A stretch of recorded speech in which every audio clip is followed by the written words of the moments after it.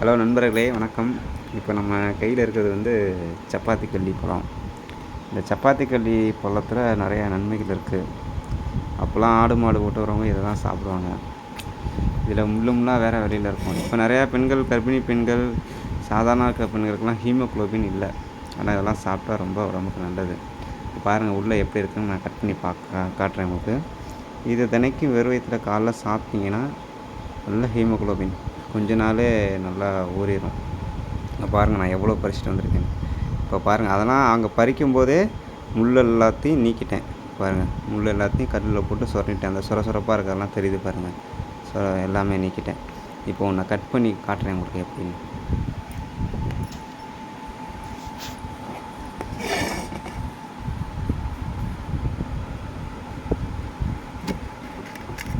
பாருங்கள், கட் பண்ணிட்டேன். உள்ளே எவ்வளோ சிகப்பாக இருக்குன்ட்டு பாருங்கள். நம்ம ரத்தம் மாதிரியே இருக்கும், நல்லாயிருக்கும். ஆனால் கொஞ்சம் புளிப்பும் இனிப்பும் கலந்த சுவையாக இருக்கும். நல்லா டேஸ்ட்டாக இருக்கும். டேஸ்ட்டுக்காக சாப்பிட்றதில்ல. அந்த காலத்தில் வந்து ஆடு மாடு மேய்க்கிறவங்க அங்கிட்டு போகும்போது அப்படியே சாப்பிடுவாங்க பறித்து பழம்னு. கேன்சருக்கு கூட இது மருந்தாக இருக்குதுன்னு சொல்கிறாங்க. அது என்னன்னு தெரியல. ஆனால் ரத்தம் வந்து அளவு இன்க்ரீஸ் ஆகும், அது எனக்கு நல்லா தெரியும். இப்படி கட் பண்ணிக்கணும். கட் பண்ணுற மெத்தடு ஃபஸ்ட்டு இதை இப்படி கட் பண்ணிட்டு அதுக்கிட்டு ஒரு கோடு மாதிரி போட்டு ரெண்டாக பிளந்து அதுக்கிட்டு உள்ளே இருக்கிறத எடுத்துகிட்டா போதும். அவ்வளோதான்.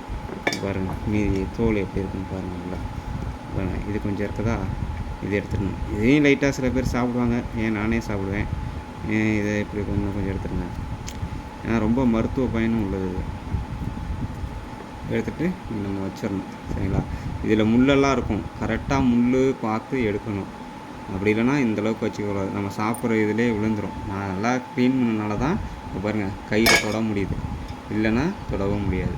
பாருங்கள், எடுத்து வச்சிட்டேன். இதை பாருங்கள் எவ்வளோ ஸ்வீட்டாக இருக்குன்னு பாருங்கள், நல்லாயிருக்கும். இதை கட் பண்ணி நம்ம சாப்பிடணும். உள்ள விதைகள்லாம் இருக்கும். அதாவது அமுக்குன்னு சாப்பிடக்கூடாது. லைட்டாக எடுத்து லைட்டாக அல்வா சாப்பிட்ற மாதிரி லைட்டாக ஒரு மிது கடித்தாவே அந்த சதையெல்லாம் தனியாக பிரிஞ்சிடும். உள்ளே அந்த விதைகள் மட்டும் இருக்கும், அதை எடுத்து துப்பிடலாம், சரிங்களா. இப்படி இதை கட் பண்ணிக்கோங்க. ஏன்னா இதுலேயும் ஒரு முள் இருக்கும் உள்ளே. இப்படி கட் பண்ணி விட்டுட்டால் போதும், சரிங்களா. இங்கே பாருங்கள் முள்ளெல்லாம் தெரியுது பாருங்கள். உள்ளேயும் ஒரு முள் இருக்கும். இங்கே பாருங்கள், தெரியுதா முள் மாதிரி. இது முள் மாதிரியே இருக்கும். அப்போ வாயில் சிக்கிக்கும். அதனால் இதெல்லாம் எடுத்து வெளியில் வச்சிடும். இதை சாப்பிடுங்க. நன்றி, வணக்கம்.